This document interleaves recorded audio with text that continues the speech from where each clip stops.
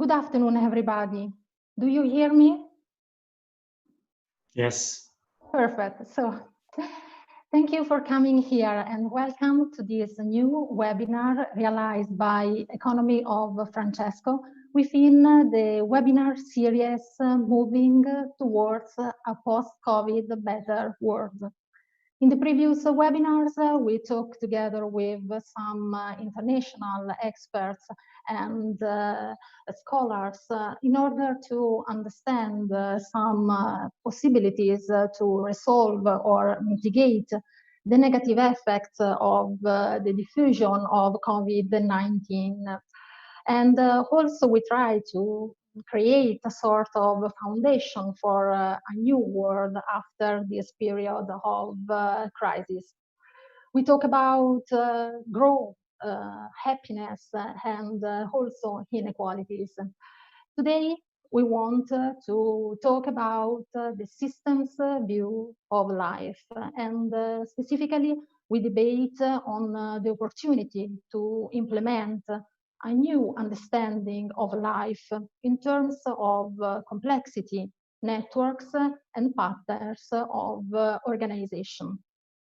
The traditional economic theory of growth is quantitative and it does not consider some elements like ecology, ethics. New framework of growth is possible, and the debate, the current scientific debate, is aware about this. But however, some studies reveal the contrary. I can mention, for example, a recent study by the Vienna Institute of Social Ecology. In one of the recent paper published 2 months ago in environmental research letter, some scholars from these institutions review more or less 800 studies about the relations among economic growth, resource use, greenhouse gas emission. At the end of this review, this scholar underline the approach, and specifically they underline that the majority of all these studies were focused on adopt a statistical and econometric approach, and it did not consider any thermodynamic principle on the role of resources for socio-economic activities. I read for you some sentences of the conclusions of this review. A potentially fundamental incompatibility between economic growth and systemic societal changes to address the climate crisis is rarely considered. We conclude that the existing empirical evidences merits braver conceptual advances than we have seen thus far.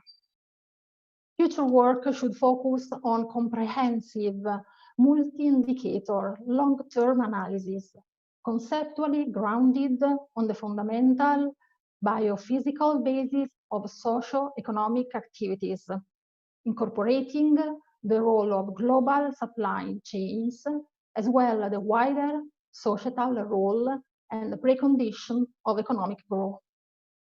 We talk about this, and specifically we discuss about the importance of ethics, ecology in the new economic system. For this reason, I'm very scared but also thrilled about the opportunity to discuss together with our 2 guests. I'm Valentina Cattivelli, sorry for the late presentation, and I'm the coordinator of Agriculture and Justice Village. I'm an economist, and specifically I study the regional competitiveness and social farming. Recently, I published 2 papers on international peer-reviewed journals about the importance of the urban garden in food security in remote and rural areas in Italy. The second paper concerns the self-organized initiatives developed in these 2 last months during the emergency of COVID. This experience were addressed to resolve the problems concerning the food access. Now that stop with the presentation of myself, and I would concentrate your attention on the importance and the experience of our 2 speakers. Specifically, I would like to use the word of the first speaker. The first one, maybe 2 months or 2 or 3 months ago, said, "The whole is more than the parts." The reality of climate change and what it really means became all too real for me. We became conscious of how the changing weather is impacting on the poorest of the poor. My mission in life is now to try and wake up people to this strategy and what we need to do. Professor Gold, we are very happy to have you here with us. Thank you very much, Professor. Thank you. So Lorna, sorry, Lorna. Are you going to introduce our other speaker now, or? No, just a brief presentation about your experiences, and then also the second speaker. So Lorna works for Trocare, the Irish Catholic Development Agency. She's a specialist in international development who has worked across academic and NGO contexts for almost 2 decades. She writes and speaks extensively on Pope Francis' teaching in Laudato Si. She holds a PhD in economic geography from Glasgow University and now is a professor in applied social studies in Maynooth University. Thank you again, Professor Gold. Thank you. The second speaker can be present also by a very short sentence. A living system is an integrated whole whose properties cannot be reduced to those of smaller parts. So, thank you for coming here, Professor Capra. Professor Capra is a modern Leonardo da Vinci, according to me, because his scientific interests cover different disciplines. He's a scientist, educator, activist. He has a PhD in theoretical physics from the University of Vienna and spent 20 years doing research in theoretical high-energy physics at the University of Paris, London, and California, Berkeley. He is the author of The Web of Life, the Systems View of Life, and in this book, he integrates the biological, cognitive, social, and ecological dimension into one unified vision. So, thank you again, Professor Capra. Thank you. I'm very happy to be here. So, also the young people of Economy of Francesco are the protagonists of this webinar. We have, in fact, 4 discussants. I would like to introduce Tamaris, Gabriele, Lea, and Ian, who will be the protagonists because at the end of the presentation of our 2 speakers, they start debating with them. Also, you young people and old people that now are currently watching this direct can be the protagonists. Please feel free to send us your questions for our speakers on YouTube chat. So I stopped, I promise, and then I will give the floor to the Lorna for her presentation. Thank you very much, Valentina. I'm so excited to be here with all of you and all the crew of Economy of Francesco. I'm going to share my screen now.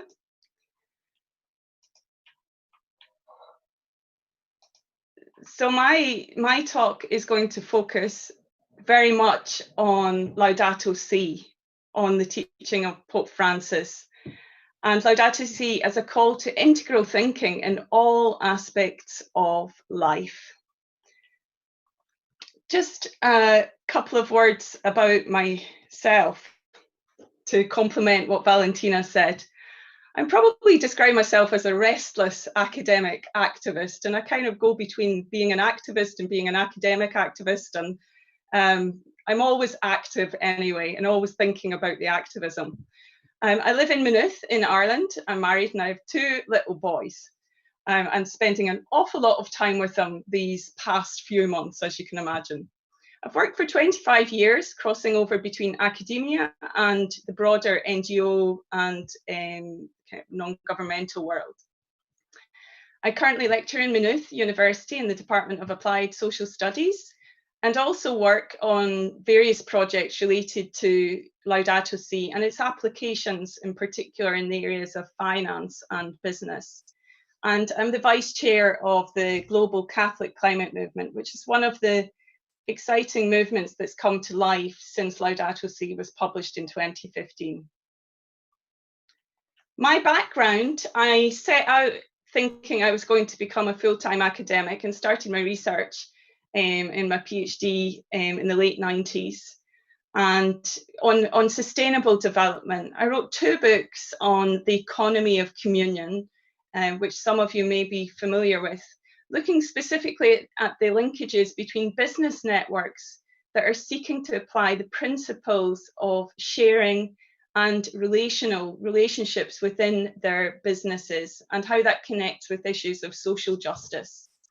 My PhD and subsequent research was in economic geography, as Valentina mentioned, which I like to describe as economics as if the planet existed. What was evident right from the start of my work in academia was the urgency of a multidisciplinary or a pluralistic approach to the study of economics. I left academia full-time in the early 2000s and moved into working in applied research within the NGO sector.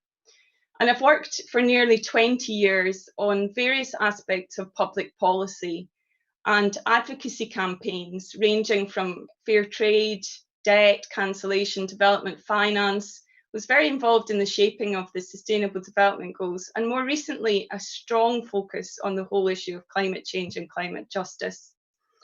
And 2 themes have recurred throughout my whole kind of work, going back and forward between academia, the public policy arena, and the civil society arenas that are relevant to our conversation today.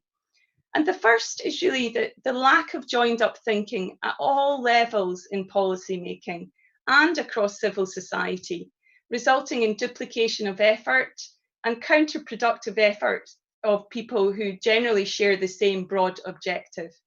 And just to give a little insight into that, I'll never forget one time being at the UN, where there was a large human rights forum, and there was hundreds and hundreds of civil society people there to talk about human rights.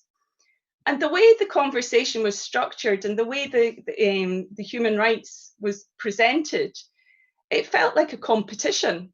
You had everybody standing up with their 1 minute to say, I'm for gender equality, I'm for the environment, I'm for whatever other right, for housing, for whatever. And in the end, it seemed to me, looking at this whole scene, that we were missing the point, and that through competing on all these different rights, we were ignoring the systemic issues underpinning the way that human rights were being violated, and that this was not being addressed. So there was a lack of collaboration, and competition almost between the different sectors of human rights.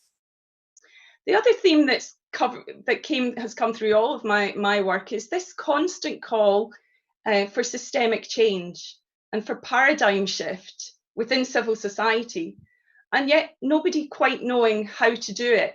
I've sat in so many committees and been involved in so many reports, such as this Leading Edge report, where we talked and we understood that we need systemic change. We need a paradigm shift, yet nobody could quite understand how do we get there and what does that look like. And the result of that was that it seemed too hard, so we would revert back to type. Paradigm shift and systemic change seemed like something too big, so the result was a shift backwards into our silos. In 2015, Pope Francis published Laudato Si, and for me, this document has shaped my research and my professional activities ever since.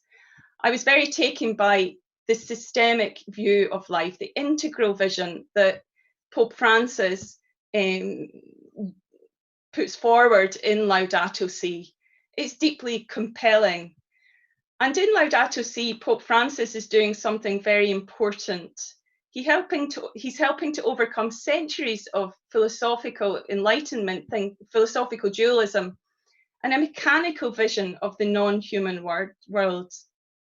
He's also helping shift centuries of a redemption theology which sees the human at the center of the cosmos and called to dominion over the earth. Laudato Si is a very striking document in the way that it opens up a way for a rediscovery of God as the creator, where God is being itself, is it in everything, and nature is held in relationship as a gift. Just a couple of key sentences from Laudato Si. We could pick out many of them that relate to the whole question of a systems way or a systems way of thinking. But this one really strikes me. The violence present in our hearts, wounded by sin, is also reflected in the symptoms of sickness, evident in the soil, in the water, in the air, and in all forms of life. And then in another part of Laudato Si, Pope Francis points to the connection between Christian spirituality and our consumption and our consumerism. Christian spirituality proposes an alternative understanding of the quality of life and encourages a prophetic and contemplative lifestyle, one capable of deep enjoyment free of the obsession with consumption. These two observations from Laudato Si seem to me to be very relevant to the conversation that we're having today, in the way that they overcome siloed thinking between theology, between economics, and on the whole question of the quality and quantity of growth. As mentioned in Laudato Si, Pope Francis echoes the theological worldviews relating to creation that are present in many other religions. This is not really new thinking, but what is new is that it's the Pope that is saying this and signaling to Catholics that this understanding of the new cosmic story is also something that pertains to Catholicism. This has so many implications for theology, for the church, and also for economics and society at large. And I think the whole initiative of Economy of Francesco points to that extending out into the economic sphere. Pope Francis makes a very insightful point when he says that the silos that we build are a form of ignorance. The lack of systemic thinking also creates ignorance in the world, and that in order to overcome that, we need an integral ecology, a systems approach to life. Systems are mentioned 60 times in Laudato Si, so it's a significant theme running through the encyclical. And to change, we need to focus on dialogue in every level. My current project since Laudato Si are very much focused on working in the faith-based context to look at how this document, how this vision of the world of Pope Francis can become a reality, in particular within the economic and the financial side of things. Over the past 5 years, I've worked with different faith organizations to look at Laudato Si and how it integrates with financial decision making, how different institutions can join the dots between their finances and an integral ecology.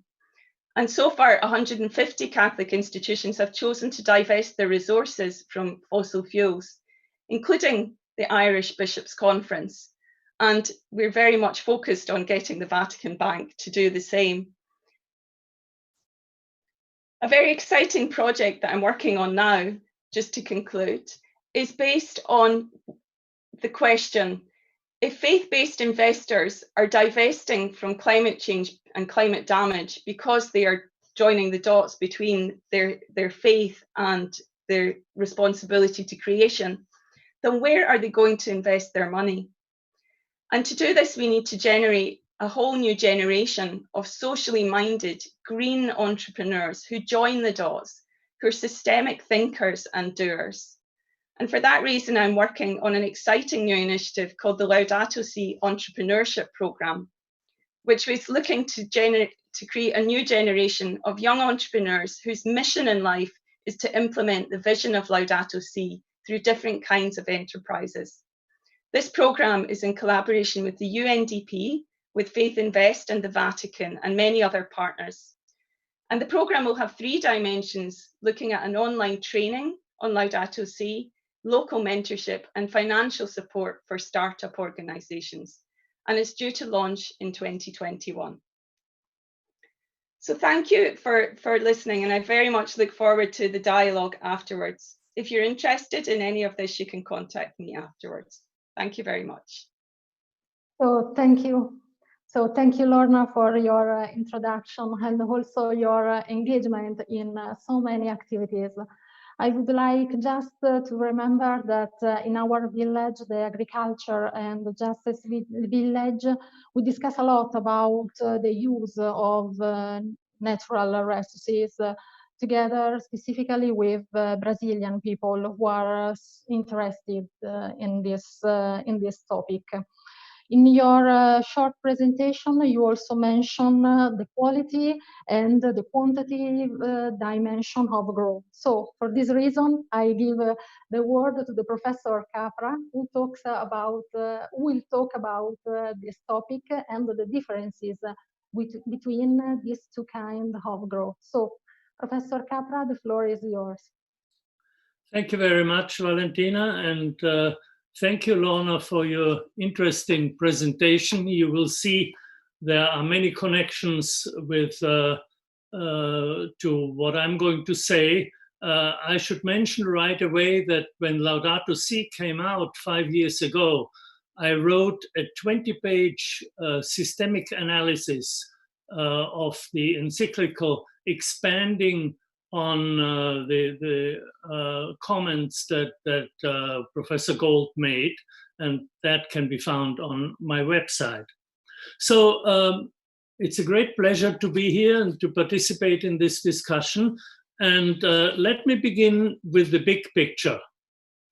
When we look at the state of the world today, at our multifaceted global crisis, what is most evident is that none of our major problems, energy, environment, the climate emergency, economic inequality, and now the COVID pandemic, none of these problems can be solved in isolation.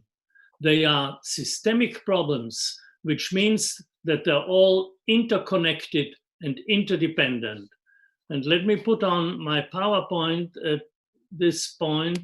I have pictured this in a slide, and I don't expect you to read and really study these connections, but that just shows you how all our major problems are interconnected and interdependent. Now, the fundamental dilemma, which is written here on top in red, the fundamental dilemma underlying our global problems seems to be the illusion perpetuated by most of our economists and politicians that unlimited growth is possible on a finite planet.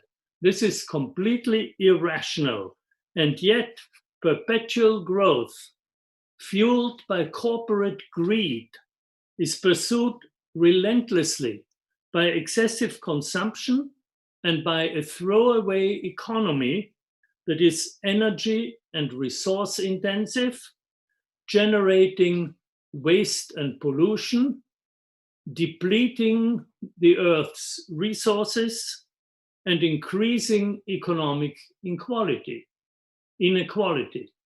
Moreover, these problems are exacerbated by climate change caused by our energy-intensive and fossil fuel-based technologies. So the key challenge of an alternative economy of Francesco will be to shift from an economic system based on this irrational obsession with quantitative unlimited growth to an economy that is both ecologically sustainable and socially just. In my view, no growth is not an answer, because growth is essential property of all life. All living organisms grow. But in nature, let me see how to shift this. Okay. But in nature, growth is not linear and unlimited. While certain parts of organisms or ecosystems grow, others decline, releasing and recycling their components, which become resources for new growth.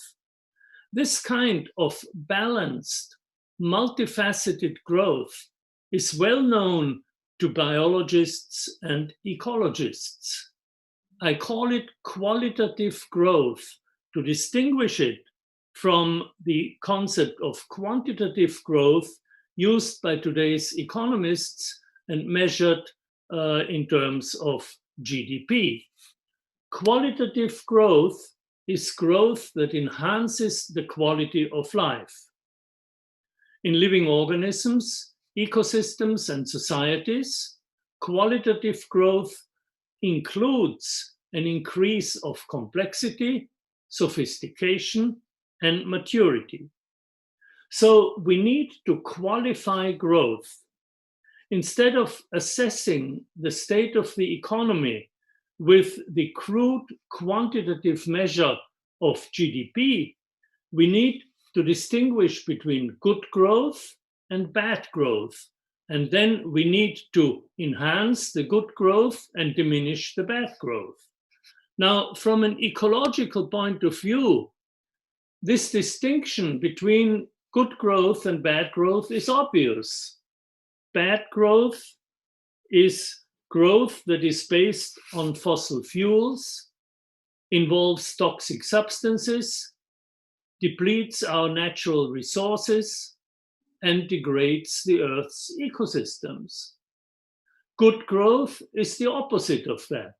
It involves renewable energies, zero emissions, continual recycling of natural resources, support of local communities, and restoration of the Earth's ecosystems. This focus on qualitative growth is fully consistent with a new conception of life that has emerged in science over the last 30 years, as Valentina mentioned already in her introduction. At the forefront of contemporary science, the material world is no longer seen as some kind of gigantic cosmic machine composed of elementary units. We have discovered that the material world ultimately is a network of inseparable patterns of relationships. We have also discovered that the planet as a whole is a self-regulating living system. That is the famous Gaia theory. Correspondingly, the view of the human body as a machine and of the mind as a separate entity has been replaced by one that sees not only the brain, but also the immune system, the bodily tissues, and even each cell as a living cognitive system. Evolution is no longer seen as a competitive struggle for existence, but rather as a kind of cooperative dance in which creativity and the constant emergence of novelty are the driving forces. And with the new emphasis on complexity, networks, and patterns of organization, a new science of qualities is now slowly emerging. During the last 30 years, I developed a synthesis of this new understanding of life, a conceptual framework, as Valentina mentioned, that integrates 4 dimensions of life: the biological dimension, obviously, but also the cognitive, the social, and the ecological dimension. I presented summaries of this synthesis as it emerged in various stages in various books. My final synthesis is presented in a textbook titled The Systems View of Life, and co-authored by Pierluigi Luisi, published by Cambridge University Press in 2014, exactly 1 year before the publication of Laudato Si. The Italian edition, by the way, published by Aboca in Italy, is called Vita e Natura. Now, I call my synthesis the systems view of life because it involves a new kind of thinking in terms of relationships, in terms of patterns, and in terms of context. And in science, this way of thinking is known as systems thinking or systemic thinking. Systems thinking is crucial for ecology because ecology, derived, as you may know, from the Greek oikos, meaning household, ecology is the science of relationships among various members of the Earth household. I should also mention that systemic thinking is not limited to science. Many indigenous cultures around the world embody a profound ecological awareness and think of nature in terms of relationships and patterns. Now, to present the systems view of life properly, it would take a whole course. And in fact, I'm teaching such a course online. It consists of 12 lectures, 1 lecture per week, and it also includes a discussion forum in which I participate with the course participants every day during the duration of the course. I have taught this course now for 4 years, and we have an alumni network of over 1,500 people around the world in 70 countries around the world. So now let me give you just a few highlights of the systems view of life. At the very core, it has to do with a fundamental change of metaphors from seeing the world as a machine to understanding it as a network. Now, a network, as everybody knows, is a certain pattern of links, of relationships.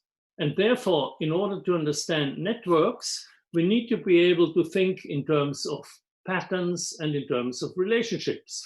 And this is what systems thinking is all about. One of the most important discoveries of 20th century science is the realization that networks are the basic pattern of organization of all living systems. Ecosystems, as you know, are understood as networks of organisms. They are understood in terms of so-called food webs. Then organisms are networks of cells, organs, and organ systems. Cells are networks of molecules, and so on. So the network is a pattern that is common to all life. Wherever we see life, we see networks. Closer examination of these living networks has shown that their key characteristic is that they are self-generating. In a cell, for example, all the biological structures, the proteins, enzymes, the cell membrane, and so on, the DNA, the RNA, all these structures are continually produced, repaired, and regenerated by the cellular network. Similarly, at the level of multicellular organisms, the bodily cells are continually regenerated and recycled by the organism's metabolic network. So living networks continually create or recreate themselves by transforming or replacing their components. And in this way, they undergo continual structural changes while at the same time preserving their web-like patterns of organization. And this coexistence of stability and change is indeed one of the key characteristics of life. All life is inherently regenerative. Now, life in the social realm can also be understood in terms of networks, but here we are not talking about chemical processes, we are talking about processes of communication. As you all well know, social networks are networks of communications. Like biological networks, they are self-generating, but what they generate is mostly non-material. Each communication creates thoughts, information, meaning, which give rise to further communications. And so the entire network generates itself. Well, now let me return to the systemic nature of our global problems. Their interconnectedness and interdependence means that they require corresponding systemic solutions. That means solutions that do not deal with any problem in isolation, but always within the context of other related problems. Such solutions typically will solve several problems at the same time because they realize how everything is interrelated. Let me give you an example of a systemic solution par excellence. And this is from the field of agriculture. Let me see whether I got this. Yeah. So if we shifted from our large-scale chemical industrial agriculture to organic, community-oriented, sustainable farming, this would contribute significantly to solving a whole array of problems. It would greatly reduce our energy dependence because we are now consuming, at least in the United States, about 20% of our fossil fuel energy to grow, process, and transport food. The healthy, organically grown food would hugely improve public health because many chronic diseases, such as heart disease, stroke, diabetes, and so on, are linked directly to our diet. And finally, organic farming would also contribute significantly to alleviating the climate emergency. Why? Well, because an organic soil is a living soil and therefore rich in carbon, which means that it draws down CO2 from the atmosphere and locks it up in organic matter. Well, this is just one example of a systemic solution. Over the last few decades, the research institutes and centers of learning of the global civil society have developed and tested hundreds of these systemic solutions all over the world.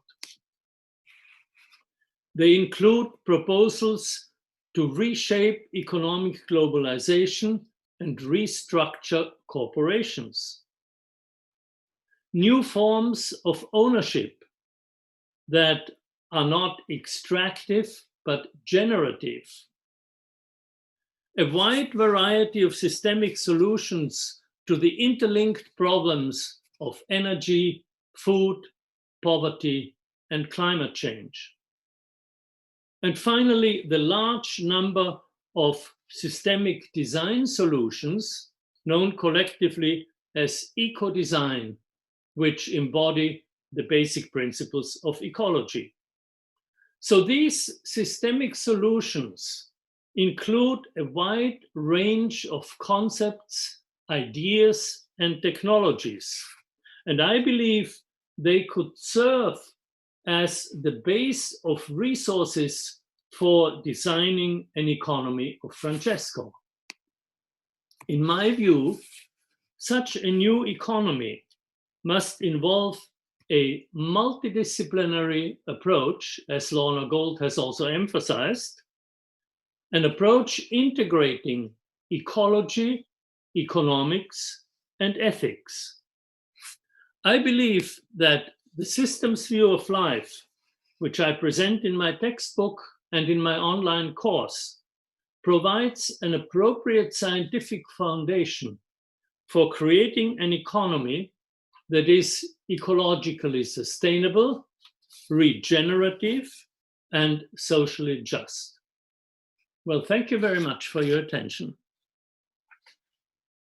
So, thank you, Professor Capra. Your presentation is very interesting and give us so many suggestions, specifically for people who are currently involved in agriculture and justice village.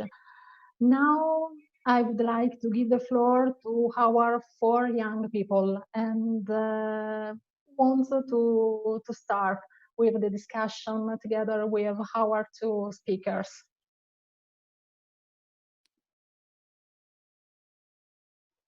Tamiris, yeah. Yes, me. It's a pleasure to be here with you in the Economy of Francesco, Professor Capra. My name is Tamiris Rezende. I'm a PhD candidate in business administration from Brazil, and now I am here in England as visiting researcher at University of Kent. As you said, major problems of our time are systemic problems. Let's talk about the Amazon.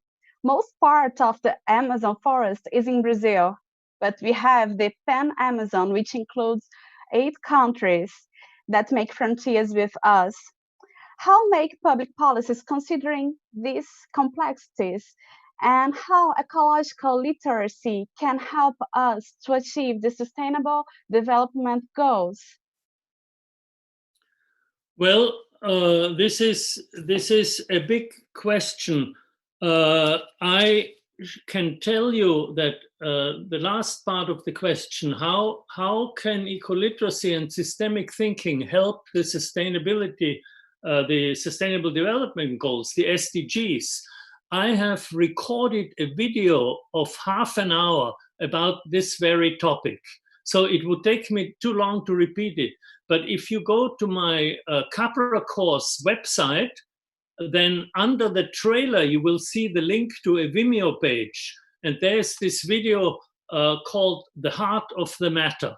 And there's also a version with Portuguese subtitles. So if some of your friends don't speak English that well, they can listen to that too. But now let me come to the main part of your question, the Amazon.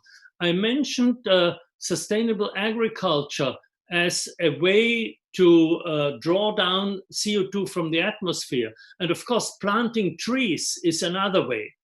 And recently, there has been a very exciting study at the university, the Swiss university, ETH, in Zurich. And this study was done by scientists led by Tom Crowther, who is a professor at this ETH and has a lab called Crowther Lab with a group of young ecologists. And they have analyzed where trees could be planted on the earth in such a way that they don't interfere with human settlements and with agricultural land. And they have found that 1.2 trillion trees could be planted. And they have also examined where they should be planted and which kinds of trees. And they have estimated that these trees, the total of these trees, could remove 2/3 of all human emissions of CO2. So this is by far the most effective and the cheapest way to alleviate climate change. And what we have to do is raise public awareness. And I think we have to do it not only in terms of scientific studies, but also emotionally through works of art, through songs, poems, and other means.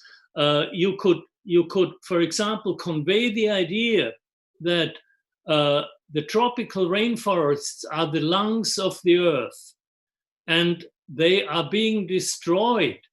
And so Gaia, the living planet, now has problems breathing. And Gaia has a fever. She's overheated. Now, as we all know, these are the symptoms of the COVID pandemic. So there's this link between what we're now experiencing individually and in our communities and the planet as a whole. So this is the systemic link that needs to be made. I'm afraid I've taken a long time, but these are really profound questions. Thank you, Tamiris. Can I make one more question? Sure. Very briefly. You have to ask Valentina. Yes. Yeah. The coronavirus is making us to reflect about our lives. How could we put in practice the qualitative growth in the post-pandemic society? Well, I think what is happening now is that we see that the pandemic has a lot of tragic negative consequences for individual health and for our economic life, for the world's economies, for our jobs, our financial well-being, in addition to our personal well-being. But when you look at it from a planetary ecological perspective, it also had a lot of positive consequences. You know, when I look out of my home across the San Francisco Bay to the city of San Francisco, it is completely clear all the pollution has gone. Normally there's a lot of smog. Now in Venice, the giant cruise ships are no longer entering lagoon, and people are seeing fish again in the Venetian canals. In India, in Punjab, they are seeing a magnificent view of the Himalayas, 200 kilometers away, which they haven't seen in 30 years. So these are positive effects from a radical reduction of our activities. But the same effects could be reached by changing our activities. So if we switch to renewable energies, to regenerative agriculture, to qualitative growth, we would achieve the same results. So I think the COVID pandemic are Gaia's lessons for us. And the question is, will humanity heed those lessons? Thank you very much. Thank you, Professor, and also thank you, Tamiris, for your two questions. Now the floor is for Ian. Hi, Mr. Capra. Thank you so much for being here, and hi to all the people at YouTube. My name is Jan Pleijs. I'm a founder and engineer, and at our startup, we try to interface the SDGs like you just described it. but luckily I will not pitch you all on our startup. I have a question for you, and that is aiming for this planet who has maybe boundaries when it comes to growth, a finite planet. So I think you probably heard about it. All big tech companies and at least their founders, they have invested into like asteroid mining or going to the Mars. And talking about Carl Sagan, who once asked the question, are the problems on our planet a reason to stay or to leave? I'm very curious about your opinion on venturing out to the space in a way like continuing growth, maybe for another 1,000 years, who knows? Or what do you sense and feel when you think about going to the asteroids and other planets when it comes to sustainability and capitalism and all that? Thank you. Yeah, well, it's a good question, and you know, I think going. Well, let me say, as I said in my presentation, that this idea of unlimited growth on a finite planet is completely irrational. So there are two ways to solve the problem, apparently. One is to change our way of living and move from quantitative to qualitative growth. And the other one is to continue our destructive quantitative growth, but enlarge the boundaries and move out to outer space. So this would be sort of a kind of a burnt earth strategy. We wreck the planet, we destroy everything, we destroy all forms of life, and then we move to Mars where there is no life, and you know, God knows what we can do there. To me, it's completely irrational, and I'm not against space exploration, by no means, but this idea that we can move to Mars in order to solve our problems is, you know, completely crazy, and is mostly driven by egos of, you know, the billionaires like, you know, Jeff Bezos and Elon Musk and these people. It's a pure ego trip.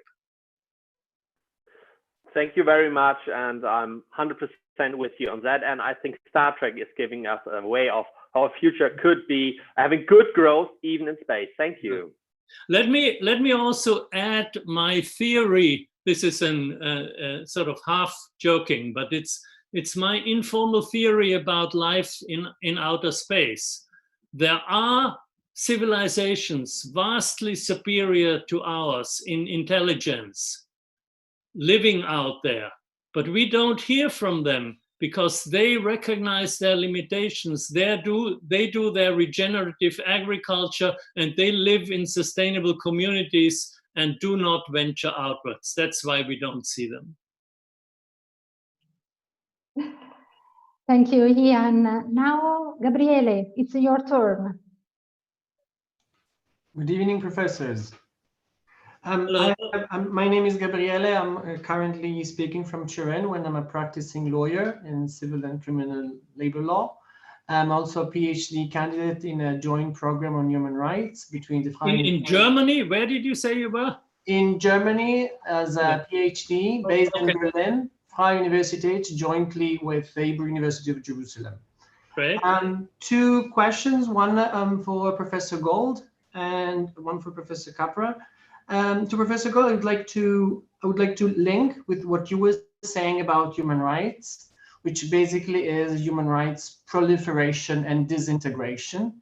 And many scholars have said that we don't know actually what human rights are ontologically based upon. Are they just an opinion, a culture among many?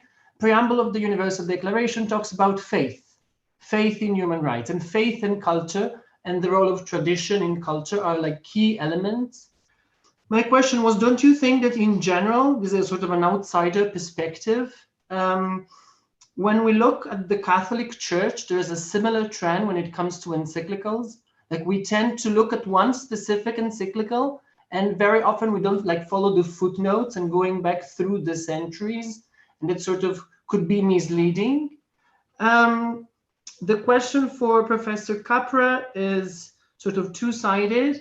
On the one side, I'd like to know more about the mystical element into your work, because I think that mysticism and the way from a mystical perspective you look at nature as an experience, as a being with the universe, being connected with the wholeness, it's very connected with other mystics, Catholic mystics that have been compared to your work, namely Pierre Teilhard de Chardin, who worked also on human rights, and Hildegard of Bingen. I would add, in terms of systemic thinking, the so-called ever-reformingness, which is something that Joseph Ratzinger is known for, Pope Emeritus, and that connects him with Teilhard de Chardin. But the more specific question is what you talk about in terms of generative ownership. So if I understand correctly, and that's my question, you go as far as to say that private property's legitimation, the fact that it is good, depends on the fact that would be legitimized, if you want, through the sweat of the agricultural workers who improves the land. So the land belongs to everybody, but if you improve it, if you leave a better land, if you do dry stone walls, for example, in somewhere that otherwise wouldn't be, then you have a claim to keep the others out, limitedly to this knowledge. Would you agree to that? Would it be like too revolutionary for you? And would it surprise you if these were the words used by Pope Leo XIII, like in 1890 something? This is my question. Okay, well, I go first then to try and answer the one on human rights. Yeah, what you're saying about human rights are based on the idea of indivisibility. And yet that seems to have been largely forgotten in the current narrative around human rights. It's the way the human rights movement has grown up. It's about the proliferation of rights, and it's about the kind of this whole siloed approach that I talked about, where you have interest groups. Human rights are seen as interest groups which intersect, but it's that question of the sum of the parts. And I think that when they're individually split up like that, you lose the bigger kind of question of the narrative of human rights, and it focuses much more in on the transaction dimension of human rights, the legal frameworks, and I guess the big question you're asking there is, how do you get back? How do you move back to that more systemic viewpoint where you're integrating human rights with a bigger narrative? What is the narrative, or what are the narratives that give rise to a vision of humanity where the human person has rights, where the human person is endowed with dignity? And I think that you talk there about when you go into the UN building in New York, there's this beautiful picture of the Golden Rule, where you have all of the different faiths gathered around, all the images of faith leaders who were around. I'm not sure the exact painting and the timing of it. It's an iconic painting. But the question is that these rights that came out of the horror of the Second World War came about through a process of building a new narrative, which involved people of many different faiths engaging in what was what they had in common, and that was those narratives and the process of engagement, of dialogue, that led to the Declaration of Human Rights, the first iteration of it. So to me, there's a real need to have engagement of the world's faiths in these discussions. The vast majority of people in the world still share or still have adhere to a faith. And the engagement of those faith communities in the sustainability issues, in ecology, in human rights and social justice is fundamentally important, that it's understood not as an add-on, but as part of the narrative of those faith communities.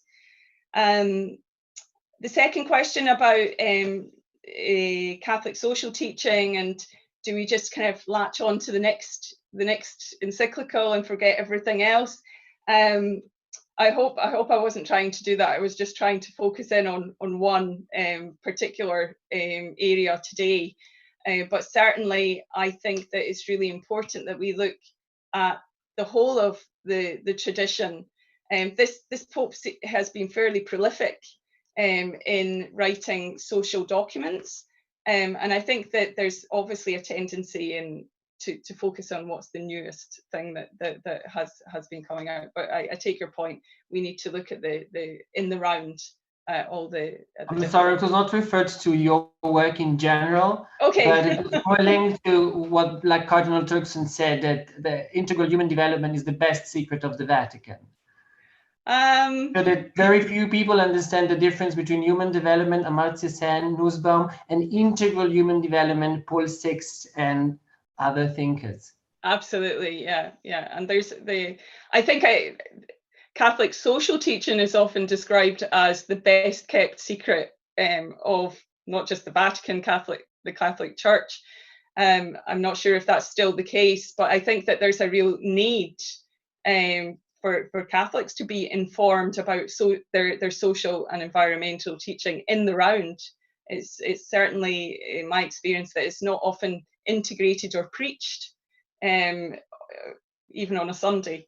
So there's a knowledge gap that needs to be overcome. I think, Laura, maybe if I may add, we could also add that Pope Francis spent a long time in Laudato Si at the beginning in putting his message into the context of the Catholic teaching and other encyclicals. And when I read it, I thought, oh, here he goes again. When is he going to get to the point? Because he really prepares the field, very carefully, and that because he's a truly systemic thinker. And to add to that, he also puts it in the context of not so much other Christian denominations as well. That the Catholic Church is coming late to this, acknowledges that the Catholic Church is coming late to this discussion, and that there are other currents of thought out in there. Okay, well, let me go to Gabriele's questions. I think you asked at least 5 questions, and I will try to get to them. Well, there is, in my view, a deep connection between spirituality and ecology. And mysticism is, of course, a very intense version of spirituality, but all kinds of spiritual experiences are experiences of being connected to a larger whole, of being connected to the whole community of life, of belonging to the universe as a whole. And that is also the experience in ecology. The more we study life, the more we realize that we share with the entire community of life, not only the basic molecules of life, the basic proteins and so on, but also the metabolic pathways, the patterns of relationships. We are really embedded in a whole community of life. And ultimately, this is a spiritual realization. And I also agree with you completely about Teilhard de Chardin and Hildegard von Bingen. Hildegard von Bingen is one of my great heroes. And you could say that she was a kind of early Leonardo da Vinci in Germany, because she was a musician, a painter, a theologian, a botanist, a medical doctor. She had all these fields that she was active in. Thank you, Professor Capra. I'm so sorry, but I need to also give the word to Lea, because we have just 10 minutes. All right. And I want also to underline that all questions we have received in this last hour don't be wasted. So we write them and then we will send to Professor Capra and Lorna, and in the next day they will reply. I'm so impressed because in the YouTube chat we have received more or less 20-25 questions for you, but unfortunately we have just 10 minutes. So Lea, the floor is yours. Hello, thank you, Valentina. Thank you for the Economy of Francesco for this opportunity. It's an honor to be here discussing with you and Professor Capra. Starting from myself, I am Lea Vidigal. I am a PhD candidate at the University of São Paulo in economic law, and I also work in a Brasil Meu Amor Foundation, which is a Brazilian NGO. And reading the book, The Systemic View of Life, I found a very interesting chapter on the relationship between science and spirituality. And you say, Professor Capra, in this chapter that there's a need today to bring about a balance between technological process and spiritual wisdom, as in these two processes are related to each other. They're opposing, but they are both complementary. And you talk about spirituality in a much broader sense than in a much more basic experience than religion. So spirituality as connectedness, as you just said. So scientists like Einstein or Bohr, they were spiritual in the sense that they desired to come closer to the mysteries of the cosmos, and they did that. And on the other hand, world leaders like Martin Luther King or Gandhi, they are spiritual in the sense that they express to their own lives higher ideals of a better humanity. So they are examples, these leaders are examples of lay spirituality, in the sense that you can be spiritual without being necessarily connected to a specific religion. So my question is, today, for the shift of paradigm that is proposed by the systems thinking, is there a need to restore spiritual wisdom in a lay perspective to balance science and technological stunning development of the 20th century, and to balance the ecological and human risks that it represented? And how can we do this? How can we have experiences of lay spirituality? Yeah, thank you for this question, which is very important. And I should acknowledge that this particular passage about lay spirituality was written by my friend and co-author Pierluigi Luisi. And if you write this question to me, then I can forward it to him and see what he has to say about it, because he thinks a lot about this. The whole chapter we wrote together, and we both agree that it's very important to distinguish between spirituality and religion, because religion is an expression of spirituality within a particular cultural and historical context, whereas the basic spiritual experience of connectedness is not dependent on history or culture. Now, in answer to your question, and we'll see what Luisi has to say, but I would say it is very important, and another part of spirituality and religion that we discuss in this chapter is ethics. And today it is very important when we speak about technology or about economics, about politics, to explicitly introduce ethics. Now, ethics is usually thought of in terms of philosophy and in terms of religion, but there is also a scientific approach to ethics, and that's the following.